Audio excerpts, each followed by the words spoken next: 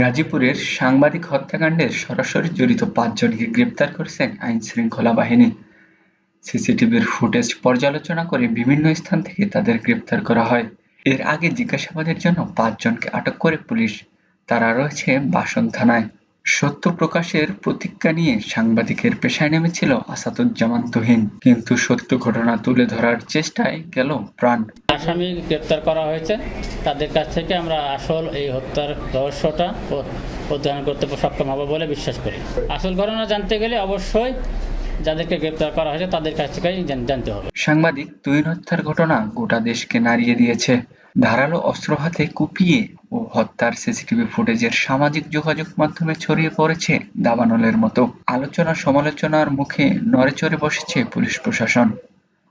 জিজ্ঞাসাবাদের জন্য আটক করা হয়েছে ৫ জনকে। শুক্রবার তুহিনের বড় ভাই বাদী হয়ে অজ্ঞাত ২০ থেকে ২৫ জনের বিরুদ্ধে থানায় মামলা করেন।